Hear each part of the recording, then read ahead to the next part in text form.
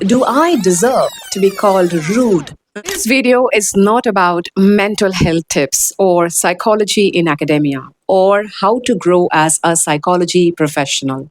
This video is about setting expectations, which is the first rule of any mutually fulfilling relationship. And that relationship is between you and me.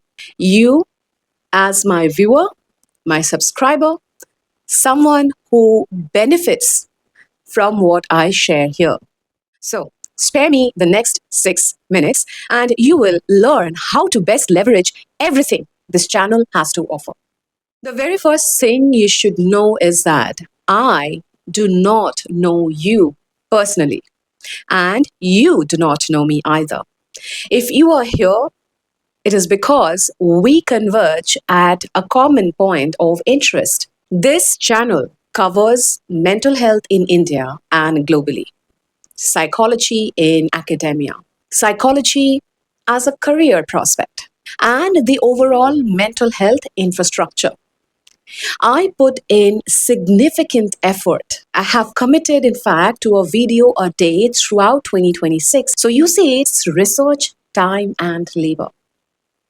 If you are a psychology student or someone here for genuine insight, I assume in good faith that you have the intelligence to process what I bring here is time consuming and research intensive.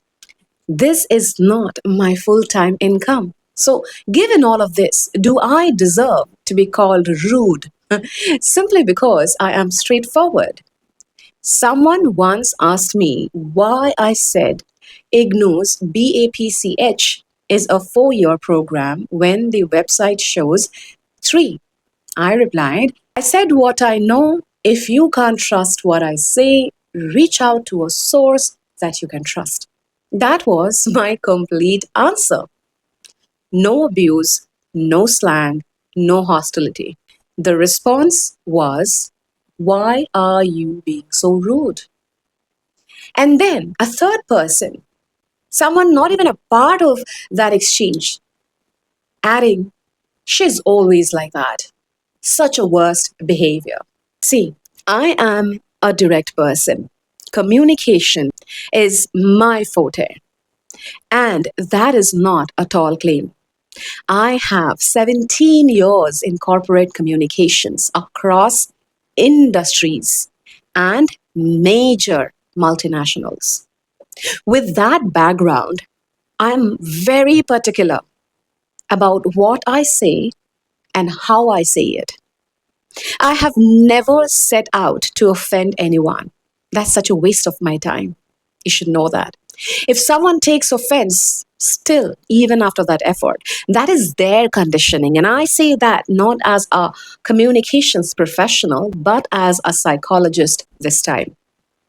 I say, allow people to be direct, allow people to not answer, allow people to be precise or to just respond without elaboration. Let people be. Because I do not owe you an explanation by default, much like you do not owe me support for every video I post. So if you genuinely need my help and the videos have not covered that question, why don't you book a session with me? If it is not me you need, then there are other brilliant psychologists offering free content, on other channels. You can always reach out to them. You can even use ChatGPT. The thing is, I am not obligated beyond what I already give here, just as you are not obligated to support me. But if you're already here, if you have already subscribed, then show up. Engage when you can. Research actually tells us that nearly 90% of social media users consume content without ever engaging publicly. And yeah, they watch, they take the information, and they move on.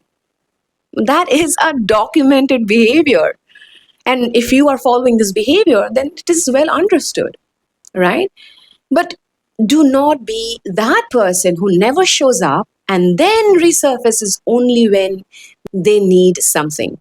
And then call me rude because I am being precise.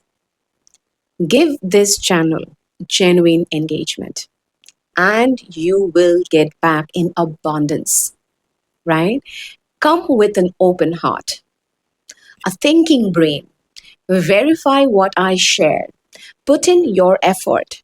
And if you still need more, book a session. So, thank you for listening. This is the expectation I had to set with you. Thank you again for allowing me this time. Have a lovely day.